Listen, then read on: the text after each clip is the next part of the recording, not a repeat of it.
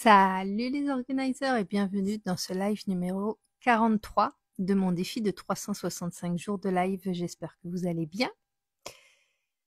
Aujourd'hui, je vais parler de sortie de zone de confort parce que je me suis rendu compte que quand on parle de sortie de zone de confort, on parle souvent de nouvelles actions à faire, mais finalement, ça ne concerne pas que les actions à faire.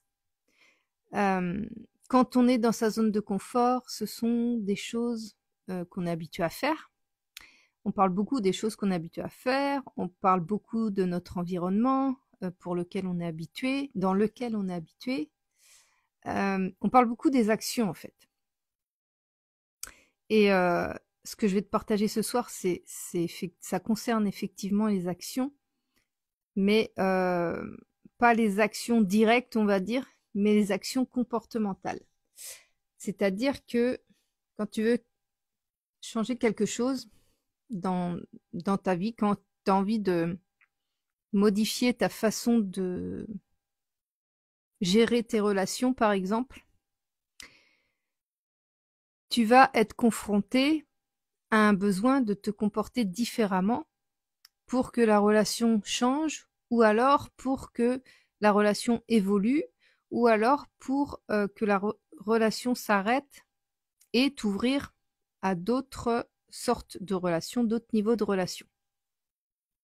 Je te donne un exemple. Tu es quelqu'un qui a toujours rendu service à ta famille et sans jamais demander ton reste, tu l'as fait de bon cœur, ça te faisait plaisir, etc.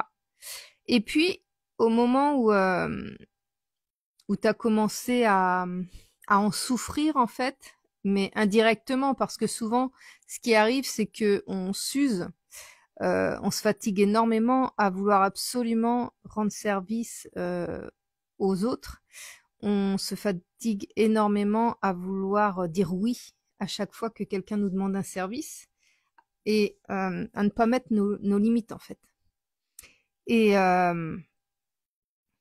Et donc quand on arrive au point de non-retour où les limites ont été franchies, où les limites ont été dépassées, bah il peut arriver que le pire qui puisse arriver, c'est qu'on tombe en dépression ou qu'on finit par péter un câble ou être tellement exténué ou stressé qu'on n'arrive plus à vivre normalement.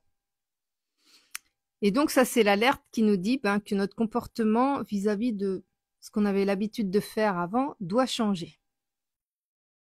Et donc au niveau relationnel, là où on se retrouve un petit peu dans l'impasse, dans l'inconfort, c'est que là où on disait, pour les personnes auxquelles on disait tout le temps oui, en général, c'est souvent des personnes qu'on aime profondément, eh bien, on va devoir apprendre à dire non et à poser nos limites. Et ça, c'est une sortie de zone de confort. Parce que dans notre zone de confort, qui était pourtant inconfortable parce qu'on s'usait, parce qu'on se fatiguait à vouloir toujours être présent pour les autres, et à ne plus penser à nous en fait, eh bien on se retrouve à devoir dire non et à devoir poser des limites. Donc on va avoir ce sentiment de culpabilité, on va avoir l'impression que l'autre personne en face, elle va plus nous aimer, on va avoir l'impression d'être inutile, on va avoir l'impression de ne servir à rien, on va avoir l'impression qu'on va être laissé de côté, on a on a tout un tas de sentiments très désagréables, très inconfortables qui vont arriver.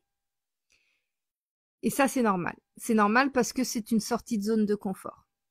C'est apprendre à poser ses limites, comprend le fait que on prend le risque, entre guillemets, de s'éloigner de certaines personnes ou que certaines personnes s'éloignent de nous.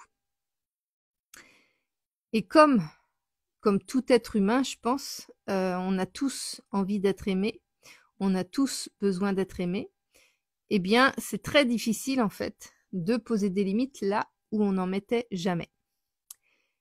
Et pour pouvoir guérir de de ça pour pouvoir éviter de trop se fatiguer, éviter la déprime, éviter le stress, éviter l'anxiété, éviter le burn-out, éviter... eh bien, on a besoin d'apprendre à poser nos limites et à dire non. Et ça va être très inconfortable au départ et c'est normal. Mais le bénéfice à en tirer est juste exceptionnel. Parce que en posant ses limites et en sachant dire non, on se recentre sur nos propres besoins, on se recentre sur nos propres désirs et on réapprend à vivre pour soi. On réapprend à savoir ce qui nous fait plaisir. On réapprend à savoir ce dont on a besoin. On réapprend à se faire aimer pour qui on est et pas pour ce qu'on fait. Et donc, oui, effectivement, il y aura certaines personnes qui profitaient de nous, entre guillemets, parce que aussi on ne savait pas mettre nos limites. Mais certaines personnes profitaient de nous parce qu'on disait tout le temps oui. Et effectivement, une fois qu'on va commencer à poser des limites et à dire non, ces personnes vont avoir tendance à s'éloigner. Ça peut faire mal au cœur, mais ce qu'il faut se dire, c'est que si la personne t'appréciait uniquement pour ce que tu faisais pour elle, pour ce que tu lui donnais, elle mérite pas ton amour en fait. Une personne qui t'aime réellement et te respecte réellement acceptera aussi que tu puisses dire non. Acceptera aussi que tu puisses poser des limites. Et souvent les personnes qui profitent comme ça, quand on leur demande un service, elles savent dire non. Elles savent poser leurs limites. Et pour nous, c'est tout à fait normal. Mais quand c'est nous qui n'arrivons pas à poser nos limites et à dire non, on trouve que c'est pas normal. Et si on n'arrive pas à poser nos limites, c'est normal. Si on pose des limites, c'est pas normal. Et alors qu'en fait, si tu regardes les personnes à qui tu rends service, je suis sûre que si tu leur demandes qui te demandent un service, je suis sûre que si toi tu leur demandes un service, quand elles ne peuvent pas t'offrir ce service, quand elles ne peuvent pas te rendre service, elles savent te dire non. Et elles savent poser leurs limites. Alors pourquoi toi, tu t'empêcherais, tu te priverais de poser tes limites ou de dire non? Et tout ça, c'est juste une question d'amour de soi. Parce que quand on passe les autres en priorité, on s'aime pas. Quand on va jusqu'à se fatiguer, s'user, faire des pieds et des mains pour les autres, sans penser à soi, sans savoir ce qui nous, jusqu'à quel point on est capable de se faire du mal pour faire du bien aux autres, on s'aime pas. Donc la première chose à faire, c'est de commencer à s'aimer, d'accepter, de se pardonner, et à force de poser ses limites et de dire non, même si c'est très inconfortable au départ. La sortie de zone de confort, c'est juste qu'on n'est pas habitué en fait. C'est quelque chose de différent et on n'est pas habitué à le faire, on n'est pas habitué à être comme ça. Mais une fois qu'on s'habitue, une fois qu'on voit que les noms qu'on dit et les limites qu'on pose nous font plus de bien que de mal, là on arrive davantage à dire non, on arrive davantage à poser nos limites et on commence à déculpabiliser. Donc voilà, c'est ça que j'avais envie de te partager ce soir, que la sortie de zone de confort, elle n'est pas uniquement dans le fait de faire les choses, les actions concrètes, elle est aussi dans ton comportement. Tu peux avoir une sortie de zone de confort au niveau de ton comportement parce que tu es habitué à fonctionner d'une certaine manière et un jour, parce que tu as trop tiré sur la corde, parce que tu ne t'es pas assez écouté, parce que tu n'as pas assez pris soin de toi, eh bien, tu es obligé de sortir de cette zone de confort pour réapprendre à savoir ce dont tu as besoin, à savoir comment t'aimer, à savoir te passer en priorité.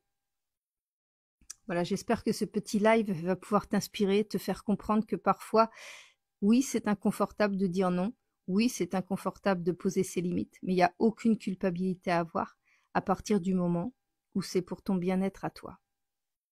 Voilà, j'espère que ce petit live pourra t'inspirer. Je te dis bonne nuit et je te dis à demain. pour le prochain live. Salut!